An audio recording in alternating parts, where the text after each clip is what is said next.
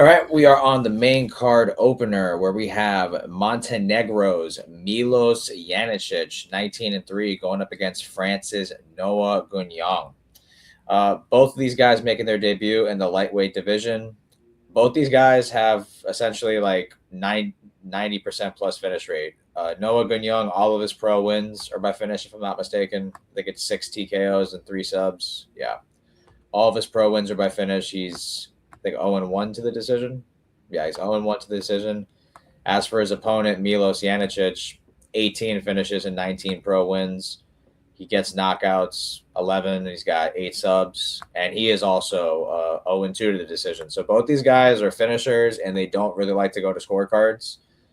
The younger guy is Noah Gagnon. I think he's the better wrestler. I think his ground and pound is good, but from what I'm noticing on Milos's record, he has a lot of like custom rule fights. So I'm gonna go on a limb and say he's the better striker.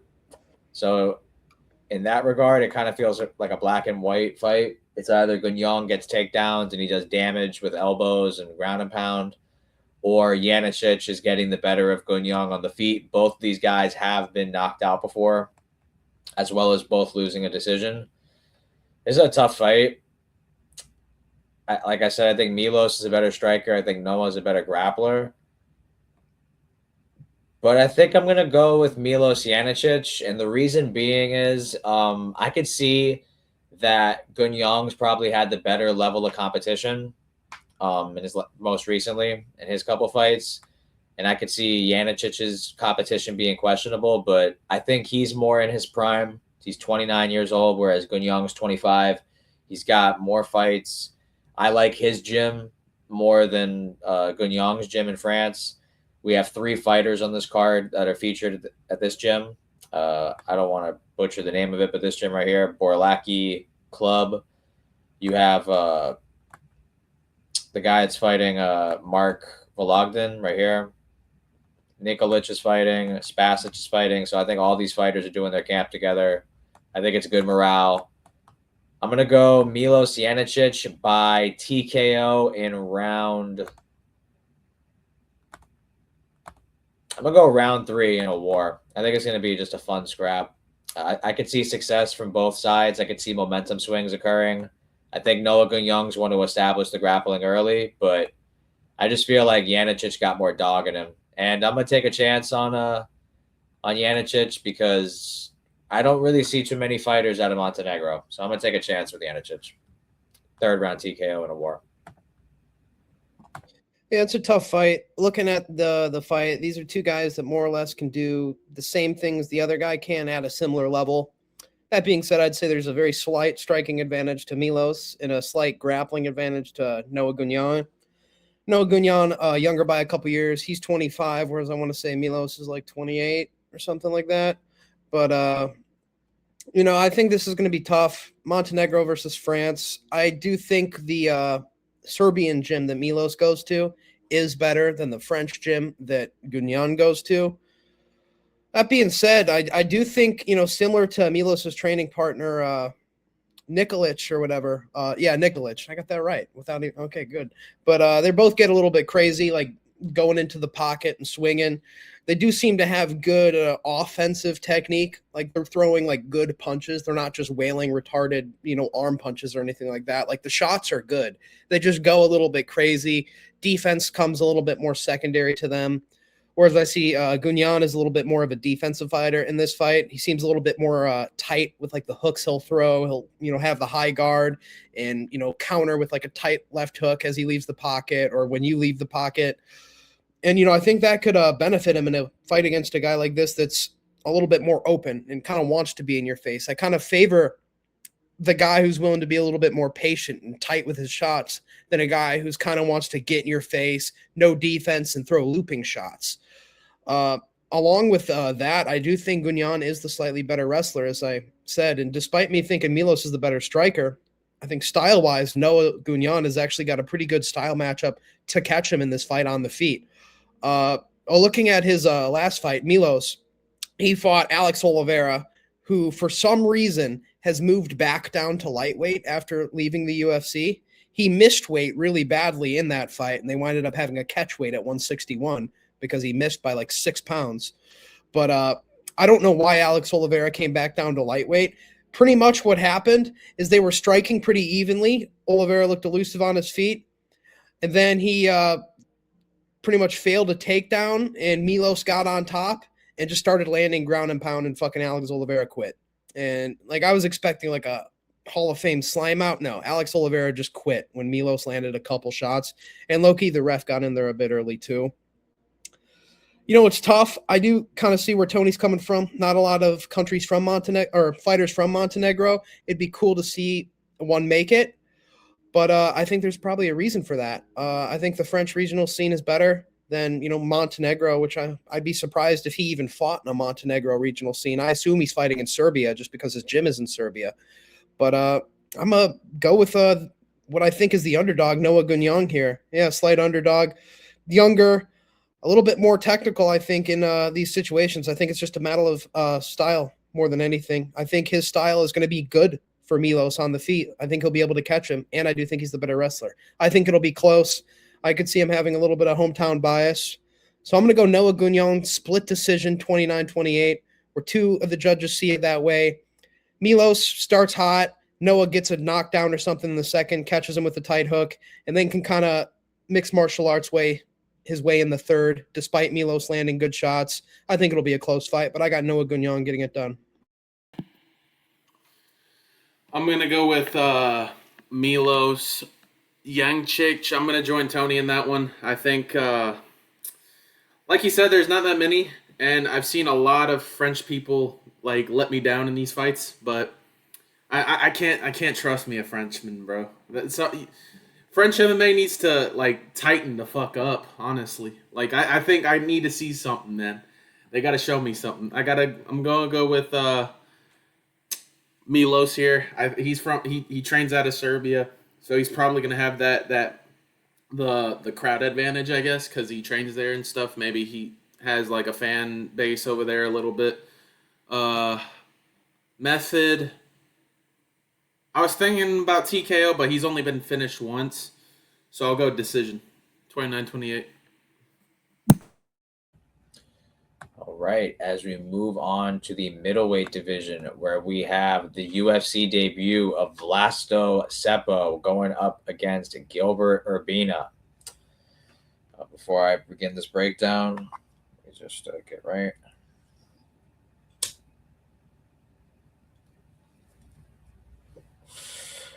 You see what I just did there? You see how I just smoked that? I think Vlasto Seppo is about to do that to Gilbert Urbina. I'm going to go Vlasto Seppo by first round TKO. I think, it's funny. There was once upon a time I picked Gilbert Urbina to beat the man in the main event in Uros Medic. And he dropped Uros. But then he also got, TKO'd in the first round. He trains at a good gym in Jackson Wink. He has a decent frame for middleweight and welterweight. He's 6'3", 75-inch reach. He's well-rounded to an extent, but, half of it, not half, like 75% of his losses are finishes. He gets subbed or he gets TKO'd.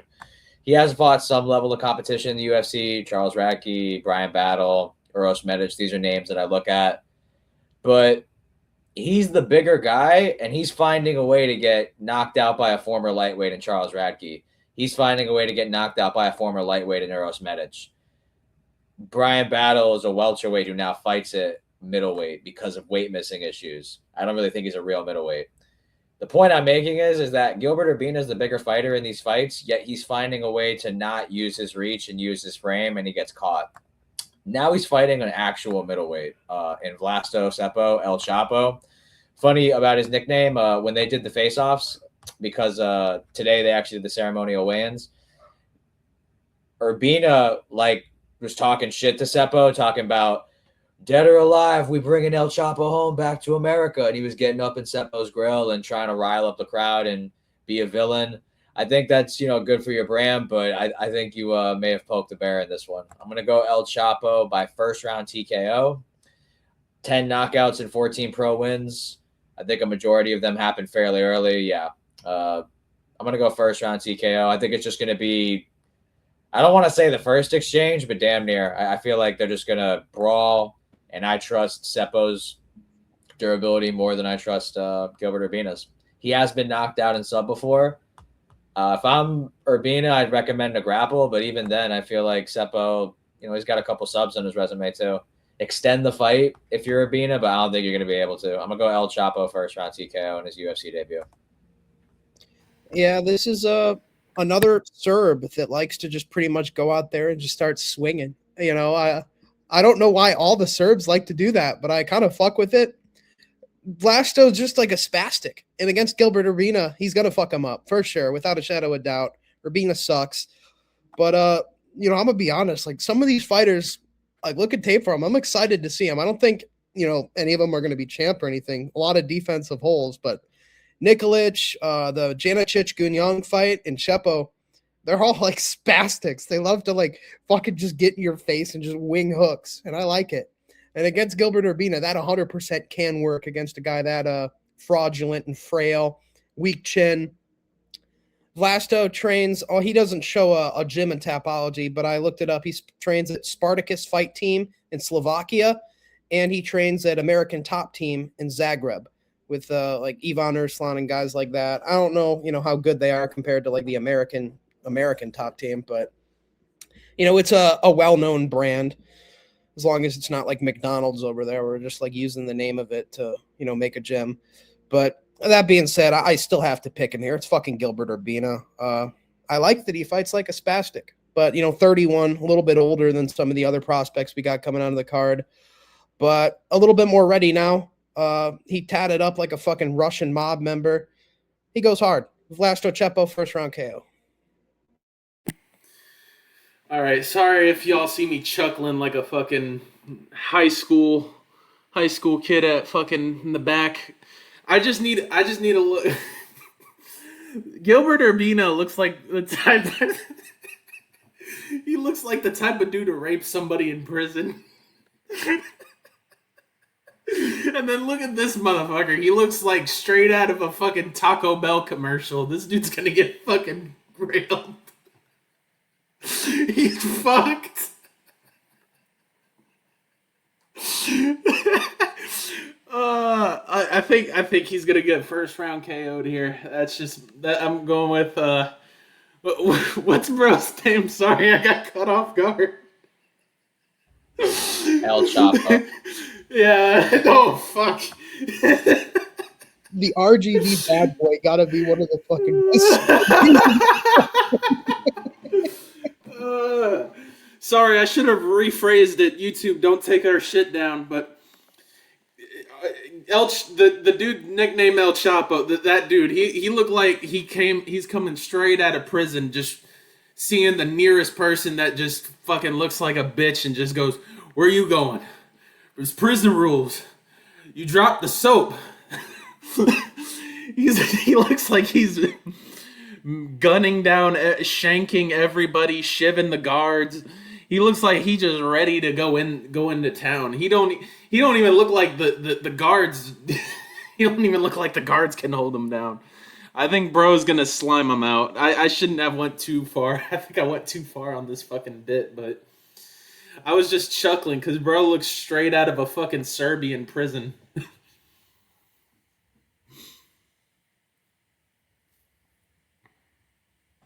Clean sweep for El Chapo in his debut as we head back to the middleweight division where we have Serbia's Dusko Thunder Tordovic going up against Robert Robzilla Valentin representing Switzerland. This is, I'm not going to lie, for me personally, I don't know about you guys, this was like arguably for me the hardest pick to fight. I'm sorry, the hardest fight to pick. I'm tripping. That blunt. See, like I just got that blunt rocked me like Gilbert Urbina is gonna get smoked. So it's like that. I'm recovering. This is a tough fight because I feel like both of their strengths are their weaknesses. I think Dusko Tordovic's durability has been a big question. Pretty much all of his losses feel like by knockout. Out of the 6 losses, 4 of them are by knockout. Valentin, he can be out grappled, but he goes for subs. He's active on his back. Even if he's losing position and control time, he'll throw elbows, he'll throw up subs, like he'll try shit. And I look at the people that he's going up against. I know his UFC record's not great, and his win isn't great either, Julian LeBlanc, but I'm just looking at his losses. Ateba Gatier arguably won the Torres Finney fight. Did get ground and pounded by Ryan Loder. I don't know how to feel about that one. That's a good wrestler, but not the best look. I just feel like Tordovich, his chin isn't great. I could see him shooting takedowns, though, in this fight. This is a tough one. But I think I am going to go with Robert Valentin because I guess I just trust his chin more than Tordovich. Ateba Gatier, I mean, he's got power. Getting TKO'd by Ryan Loder is not a good look, but Tordovich, at least for me, like his ground and pound, he hasn't shown it as of late. He beat Medina, but he subbed him. Didn't really go for ground and pound there. He didn't need to, but still. Zach Reese lost a decision. I feel like Valentin has a gas tank comparable to a Zach Reese. Abdul Malik got him, though. I'm going to go Robert Valentin by... Do I think he can knock out Tordovich? Mansour knocked him out. CLD knocked him out. Soriano. That's tough. I'll go Valentin by... Fuck it. I'll say he's the first guy to sub Tordovich. I'll go second round club and sub. I think Tordovich is going to try to shoot for takedowns early in the fight, try to establish top time and make Valentin just work from bottom. But I think he'll be active. He'll scramble. He'll find his way back up on the feet. I think he'll probably be down the first round to Tordovich. But I think he's just going to go press forward in the second round, show no respect, be willing to take one to give one. And I think he's going to rock Tordovich. And then I think he's going to take his back and choke him in the second round. Late second round, club and sub, Robert Valentin. Yeah, on paper, this is kind of pretty tough because they're both kind of bums at middleweight. Neither of them are super very good. When Dusko came into the UFC, he was actually a pretty hyped up prospect. He seemed to have pretty good striking, decent grappling. And Valentin, his way to win has been sub. And Todorovic hasn't really been subbed. That being said, the way he's won in the UFC has been on the ground. It's been by rear naked choke, as you can see right there, against Jose Medina, and every other one has been ground and pound. Against pretty low-level comp, fucking Mackie Pitolo, Jordan Wright, Jose Medina. These are some of the worst UFC fighters of all fucking time. And I don't even know who Daquan Townsend is. I'm guessing he's probably working at a Chipotle or something right now. You might have met him and you wouldn't know. You know what I mean? All these guys are bums. Then look at the guy he's losing to. Some of them are okay. RoboCop, CLD, Njokuani's, I guess, okay. But Punahale Soriano, Zach Reese, Mansour Abdul Malik, these guys aren't fucking great. He loses a lot more than he wins. He beats a certain level of competition, which is the worst of the worst. But I do think Robert Valentin is better than Jose Medina and Jordan Wright and Mackie Pitolo. He's a tough dude. He's kind of unchinnable. I feel like the way you got to beat him is out wrestling him, and I think he's the better grappler in this fight. I don't trust Todorovich's striking. I can't. I don't care what you did on the regional scene. For the past 5 years, you've been in the UFC and you've looked terrible. So I'm going to have to go Robert Valentin here. I think he'll be able to compete on the feet. I don't think he's as good as Todorovic on the feet, but I don't think it's far off. I think the chin is really what's going to help him. He's going to be able to land on Todorovic as well as Todorovic is going to land on him, but his shots are going to mean a lot more and hurt Dusko a lot more. Dusko's got a weak chin. Valentin's got a good chin. It's really as simple as that, and I'm going to back Tony. I'm going to say Robert Valentin gives Dusko Todorovic his first submission loss, hurts him on the feet, and I'll say either ground and pound or a submission, but I think it'll be a finish on the ground after he hurts Todorovic on the feet. I'm going to say Todorovic gets it early. First round, Todorovic. Second round, Valentin lands a shot, wobbles Todorovic, gets it in his wheelhouse, and gets the finish on the ground in the second round. Robert Valentin, rear naked choke, arm triangle, or ground and pound. I know I just gave fucking 3 predictions, but one of them will hit. Tough fight. I wanted to pick Robert Valentin. I really did, but I don't know. I don't know how his takedown defense is gonna look. I don't know. He lost to what's his name? He lost to the one dude. What's his fucking Torres name? Finney. Yeah, Torres Finney. bro. Bro fell off badly. Bro went from being like the muscle hamster that everybody was hyped up about to being like some fucking boring lane prey merchant. And I don't know what else he's done after that. Is he even still in the UFC? He lost his last fight to Jacob Malkoun. I don't know what his I know status is right that. now. He I know might have got that. cut. He might have got cut. I wouldn't be Corey's surprised. still around, I think. Oh, Okay. Okay. but I wouldn't be surprised though. But losing to him, it's not a good look.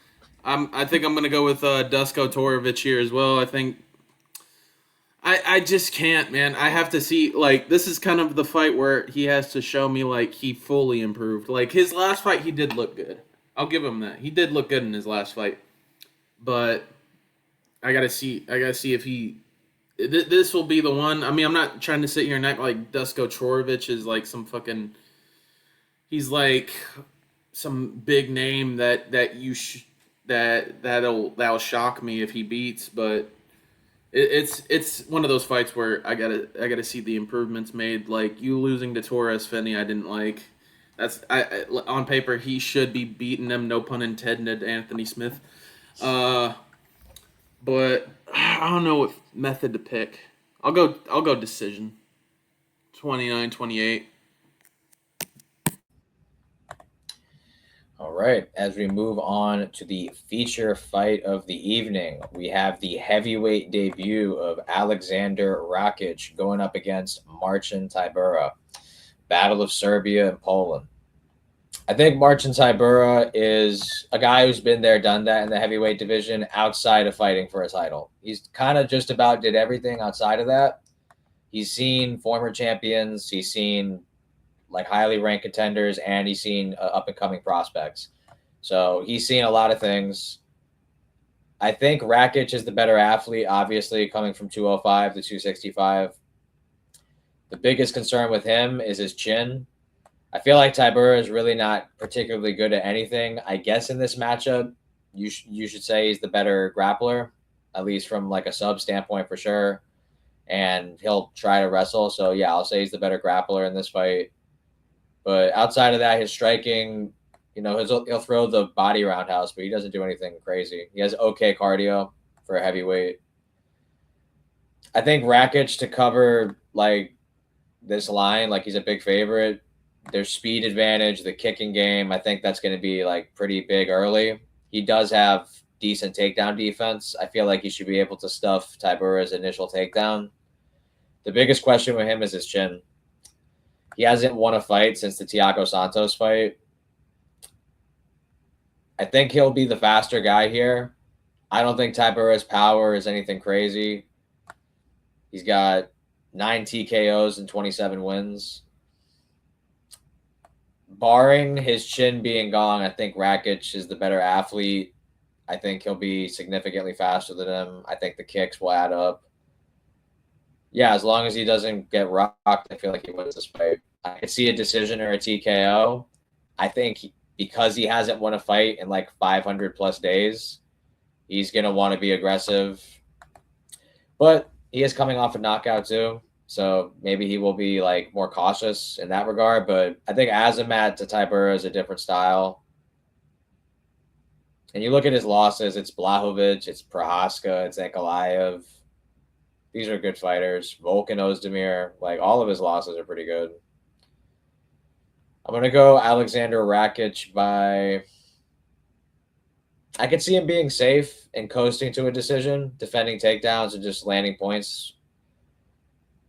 But I could also see a knockout, and I think he's going to want to get a statement win. So I'm going to go Alexander Rakic by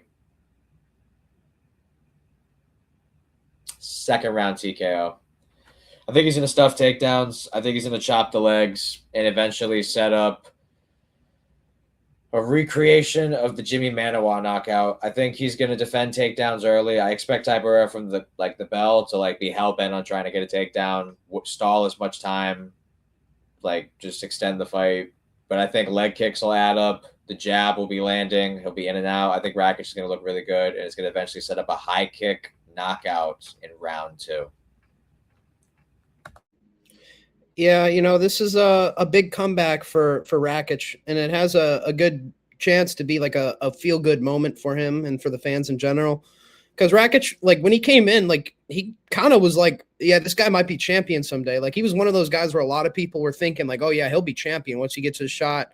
He's good wrestling, good striking, technical, great low kicks, great high kicks, can box, huge for the weight class.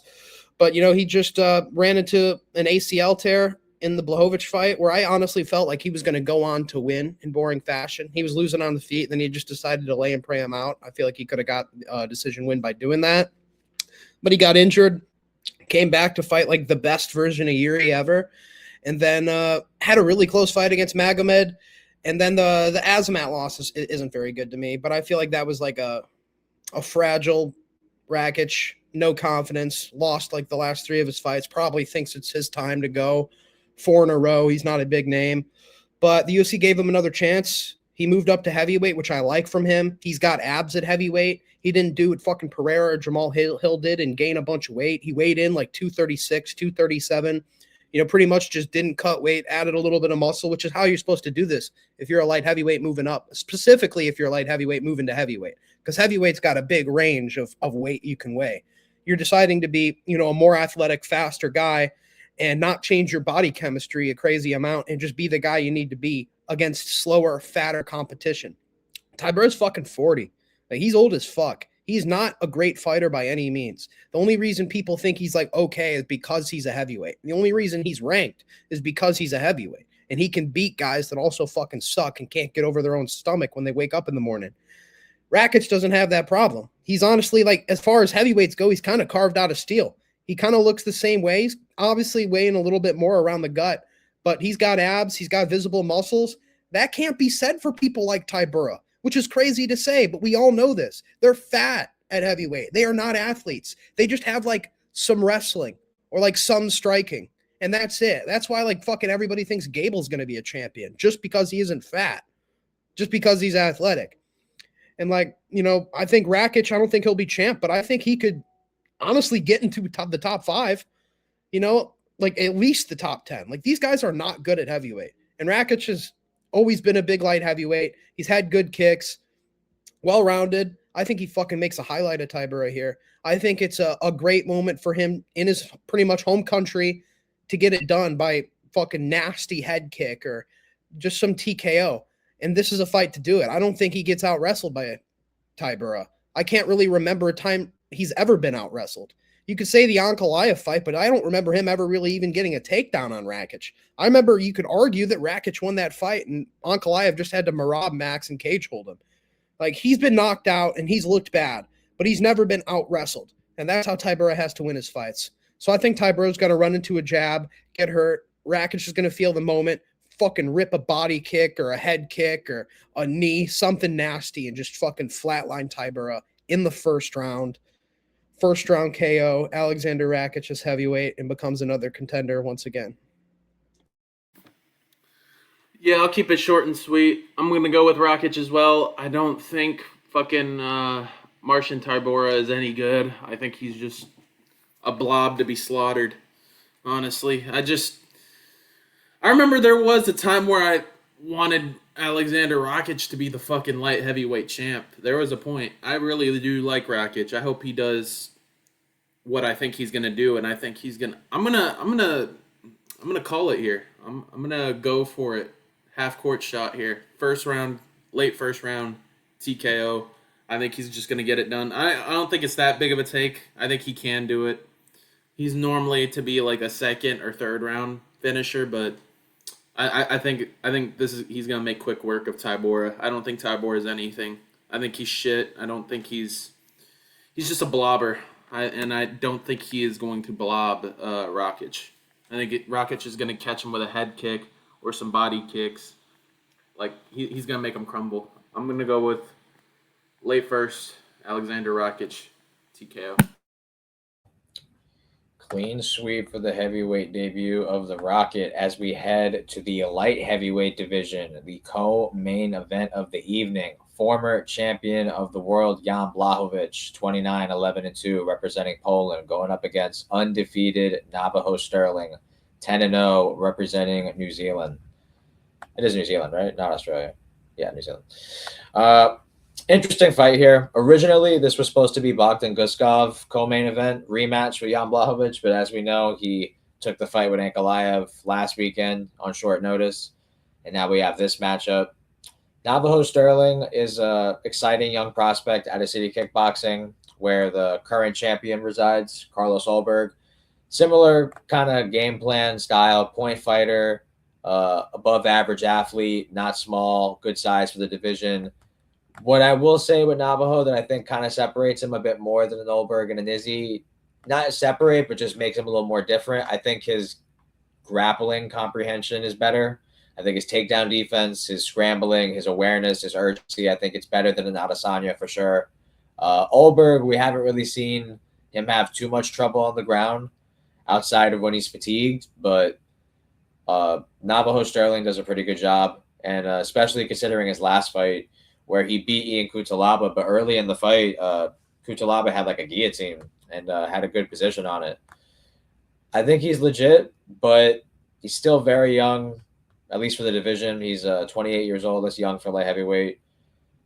I'm just looking at his opponents. Like, it's Tuco Tacos. It's Ivan Urslan's not a bad kickboxer. Adolfo Bellato, he's just a brawler. Bruno Lopez, similar to Bellato, just a brawler. Kutalaba, he's getting better. He's well-rounded, but his conditioning has always been his problem. I'm not trying to dismiss his win streak, but the reason I do that is because now he is fighting a fucking former champion. He is fighting Jan Blachowicz. He's a good fighter. He's well-rounded. He has wins over Adesanya. His losses, I mean, they speak for themselves. It's like literal former champions and current champions. Carlos Ulberg in a very competitive fight. Alex Pereira by split decision in his light heavyweight debut. He got subbed in the title fight against Glover Teixeira, who at the time was the best grappler in the division. He got caught by Thiago Santos, who was a title challenger. I'm going to go Jan Blachowicz here. I think he's got a significant experience edge in this fight. I think he's the better grappler. I think he can shoot if he needs to. Navajo's younger, more durable. My only concern is that getting caught by Bogdan Guskov doesn't look great right now, and it's like I'm not trying to switch up on Bogdan because I think he completely fought a different fight last week than what he usually does. But that is not Navajo Sterling's game. He is not an aggressive guy who's trying to take your head off. He's very much willing to have a point fight, like technical kind of bout. And I feel like Jan can thrive in that environment. Adesanya tried to have that approach, it didn't work. Ulberg was able to kind of squeak by. Even though it was unanimous, that fight was very competitive. Alex Pereira, who's known for putting people away, like Jan Blachowicz was able to take his shots after being pretty like exhausted after round one in elevation in Utah. So he's pretty durable.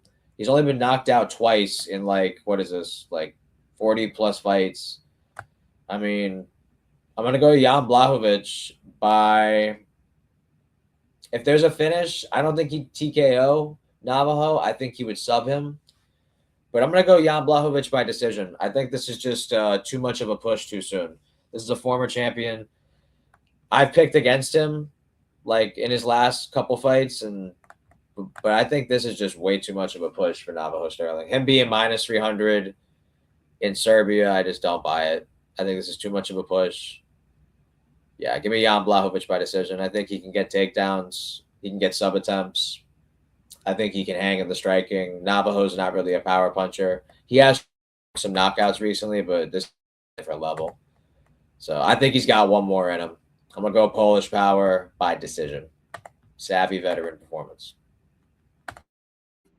Yeah, this is a tough fight. I feel like it is a little bit too soon for Navajo. He was just fighting bums, and now he's fighting number 6 in the world. Blachowicz is old as fuck, to be fair. He's like 43, which is like fucking old man Stipe age, damn near, when he fought Jones. But Jan's a little bit more with it than that, I think. He's still crafty. The Bogdan fight, after Bogdan just lost to Ankalaev by doing nothing, makes you think. But Bogdan actually fought Jan Blachowicz. Like, he actually threw punches in that fight.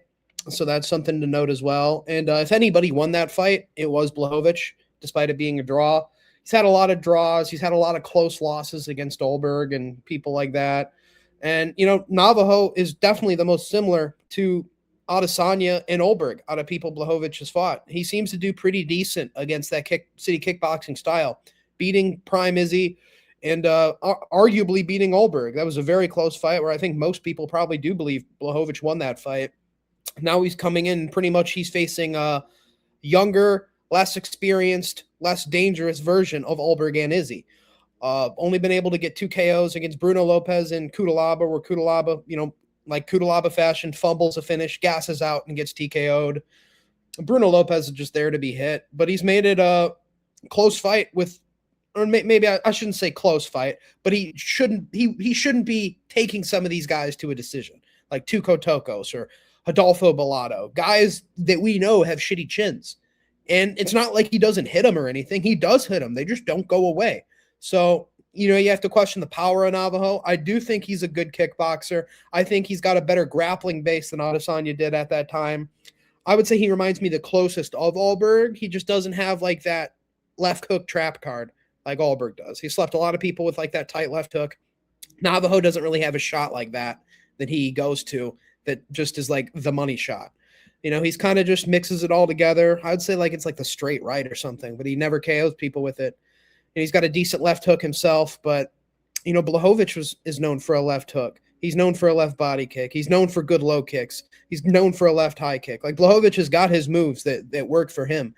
And despite him being old, if this is going to be a fight where they fight at range, which is the way Navajo fights, where they're kind of just picking at each other, obviously got to say Navajo is faster than Blachowicz, but I feel like that matters less when you're kind of in that pitter-pat chess match game, because it's, I'll hit you, then you'll hit me, and then I'll try to figure you out and land so you don't hit me next time. And I feel like Blachowicz has the advantage there. He's an unk. And despite him being slower, in this tit for tat, he's still going to be able to land. And if he's able to land and Navajo's able to land, we're in that battle where it's, okay, what do I have to do so that shot doesn't hit me again and I can counter with my own shot? And I favor Blachowicz there. He's got fucking so many years of experience in the UFC. He's got experience as a kickboxer. He could use the wrestling here as well. And certain fights where it's like, oh, it's time for Jan to get fucked up, he always over-delivers. That's what it felt like when Izzy moved up in the middle of his prime. It's like, oh, they're trying to kill Blachowicz. And Blachowicz gets it done. Pereira moves up on short notice. Blachowicz makes it very close in elevation. And then Pereira goes on a fucking tear against everybody else that isn't Blachowicz. The Glover fight looks stinky, but Navajo can't do that. So I'm going to go Jan Blachowicz here. Crafty kickboxing, range, distance, win, where he just uses his IQ and experience. I'll say 29-28. I think it'll be close. I think Navajo will give a good account for himself, but it's just going to be too much too early. I think when he needs to, Jan will mix in the wrestling, similar to how he did Izzy, and he's going to be able to compete where Navajo can, even better maybe. So I'm going to go Blachowicz, 29-28. Getting it done as a huge underdog. All right. We're on a huge ass clean sweep streak, but I think we're gonna end this shit. I'm going with Navajo Sterling. I don't mind people picking Jan. I don't think Navajo should be a big favorite, but I kind of get why people are picking him. Like I'm gonna pick him mainly because one, I can't. At some point, Jan's gonna look fucking 40. At some point, he's gonna look like he's in his 40s. At some point, I can't trust him still. Like I unless if he keeps doing it consistently, like if this is the fight that he does it, I'll be like, oh shit, hats off to him. I like Jan. I have nothing ill will towards him, but he is getting older. He's still he's still had previous surgeries and stuff like that. Like at some point, his body's gonna fail him at some point in MMA. MMA is a young man's sport still. I don't like that Bogdan rocked him, but I think Bogdan does hit harder than Navajo, so I'll take it with a grain of salt. But I'll pick Navajo by finish. I'll go second round finish. I think it'll be competitive on the feet in the beginning, and then I think the second round is where Navajo's gonna find openings and catch Jan coming. I like Jan. I wouldn't mind him winning. I like both, but I gotta ride with Navajo, man. He's on a huge run, and he's finally finishing people. I know they're not the best names. This is like a way better name, and he's got a way better chin than all those guys. But I just can't trust to pick an older Jan Blachowicz still. I think if he keeps doing it consistently, though, I could start picking him again. But for now, I'm going with Navajo. I'll go second round TKO. He puts Jan down with a straight shot coming in. It looks competitive, and at the end, until the end. All right, as we head to the main event of the evening in the welterweight division, the man this card was built around, the Doctor, Uros Medic, 13-3, going up against Daniel D-Rod Rodriguez, 20-5. This should be primarily a striking fight. If there was grappling upside, I guess I would give it to D-Rod. I think he has better conditioning. He's just proven to go more than, like, he's gone the distance more than Uros Medic has. Medic is a former lightweight, so I think size-wise, D-Rod maybe like just weighs more and is wider. So I could see him trying to shoot takedowns, try to just extend the fight. If you're Uros Medic, if it ain't broke, don't fix it. The story of this guy is something crazy. Like, y'all think Terrence McKinney is kill or be killed. This guy is the definition of that. He's 14-3, never been the distance. All of his fights ended like they're just finishes. He either knocks you out or you knock him out, or he's gotten 2 subs, but he's also been subbed as well. His losses in the UFC are against like Punele Soriano, Miktabek Orolbai, Jalen Turner. Those are all of his pro losses. Orolbai is a good grappler. Jalen Turner, 155 wasn't Medic's weight class. And Soriano, he's not that great, but he is a former middleweight, so he hits hard. D-Rod, I think he's the more technical boxer in this matchup. I think he's gone the distance more, and I think I'd probably give him grappling upside. But he's in a weird situation because he won his last fight as a big underdog against Kevin Holland, but he like got caught with weed in Tijuana, and he had to spend like the next 8 months in like a Mexican prison. So I think there could be a rust factor. They're saying he trained in the prison. That's dope. That's great. But I don't think you got anybody in your arsenal that can prep you for a fight with Uros Medic. This guy goes 100 miles an hour. The last 5 years, he has lived in the first round, whether he's lost or won. He's 7-3 in the UFC. He's kill or be killed. I'm gonna go.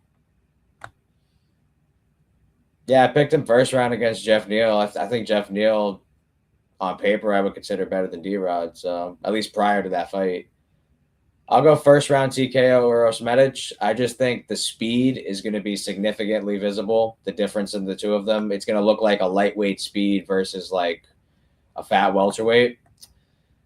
I will say though, if this fight does go outside of the first round, instantly D-Rod's chances like go up. But or the way Uros fight, he doesn't let you get past the first round. I think it's going to be similar to the Jeff Neal fight. He's just going to be stalking him. He'll use kicks to the legs to kind of like get D-Rod off balance. And then anytime he closes distance, he doesn't care if he gets hit. He's just going to spam hooks and like straights and uppercuts. I'll go first round TKO, the Doctor. I think the UFC put him in this position to look good. And looking at the rest of the division, you know, welterweight's stacked. There's a lot of tough matchups for Uros if he wins this one, but I think he's going to win this one, and that's all that matters.